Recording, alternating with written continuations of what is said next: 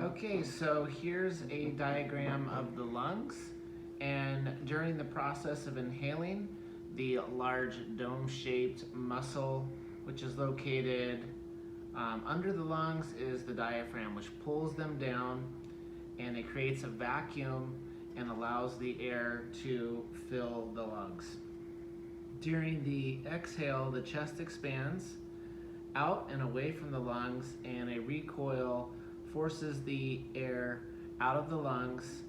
During this time, the intercostal muscles relax and the chest wall returns to its normal position. And also in the relaxed position, the diaphragm also relaxes and moves into the thoracic cavity.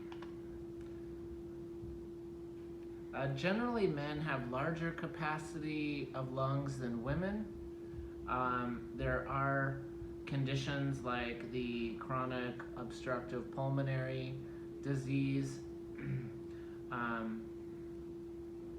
which is also called COPD. According to the Lung Health Institute, the total lung capacity, or TLC, refers to the maximum amount of air that the lungs can hold. And for men, that is about 1.5 pints, and for women, it's about 0.7 pints.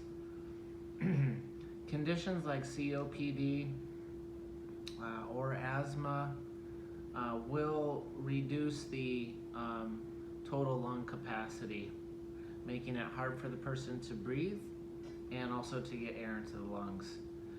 When we talk about asthma and how that affects the lungs, it is the airways and the tubes in the lungs that get inflamed and narrowed, and that is kind of the pathophysiology of asthma. It's the inflamed and narrowed tubes into the lungs.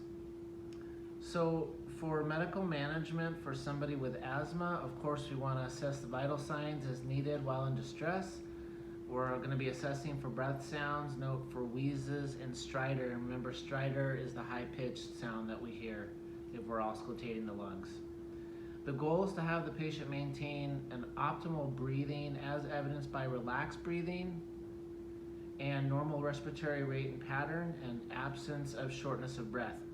The first medication that we want to provide for the patient or administer or have them use are the short-acting beta-2 adrenal agonists, which is your albuterol, levobuterol, and the terbutaline. Those are the first ones, the short-acting ones that you want to use first.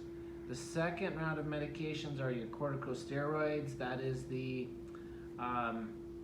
bucetinide and the fluticasone.